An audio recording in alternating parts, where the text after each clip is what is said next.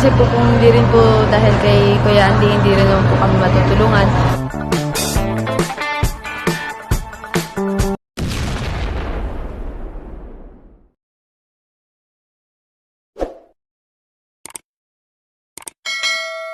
Good morning mga kalingap!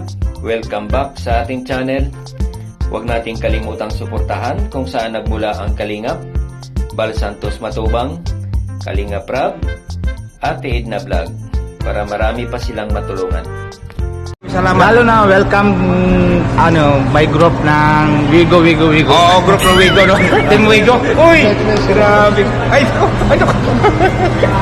thank you. Kuya Andy, congrats po. Oh, salamat Joy. Maraming salamat sa inyong pagsuporta. At ito hindi ko inaasahan pero dumating sa akin buhay. Oh, hindi ko ito pinangarap pero dumating sa akin buhay. No?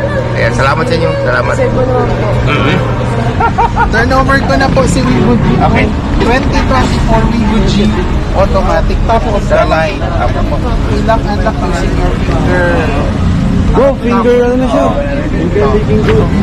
Salamat. So, ito po sir yung low. So, top of the line na ito sir. Opo. Para sa mga bata.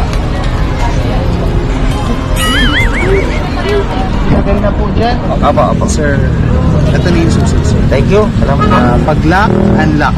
Opo. Yun. May question ka pa sir? Wala na po. Masaya na ako.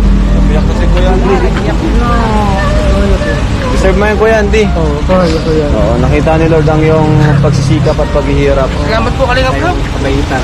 Ayan, so, andito si Joy. Wala po, Kuya Rab. Ayan, Joy, buti sumama ka ngayon. Ano? Kala ko di ka makakasama kasi nakaranap.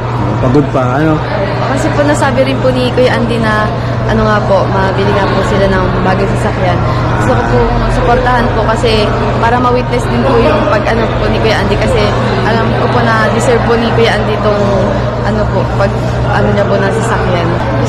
Kasi po kung hindi rin po dahil kay Kuya Andy, hindi rin naman po kami matutulungan, hindi niyo po kami mahanap at hindi po namin mararanasan po yung ganitong pong buhay. Kaya sobrang thankful po kami kay Kuya Andy at deserve niyo naman po talaga po ito kasi napakasipag pong scouter po ni Kuya Andy.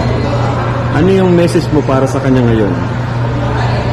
Sobrang proud po tapos bilang beneficiaries po ninyo tapos na scout po ni Kuya Andy na sobrang proud po. Tapos Proud ka ba na siya yung naging scouter mo? Parang ganun, siya yung naka-scout sa inyo? opo, kasi hanggang ngayon po hindi po kami iniiwan po ni Kuya Andy. Opo. Wow. Sobrang bait po nila ng family po niya tapos ni Kuya Andy lalo na po.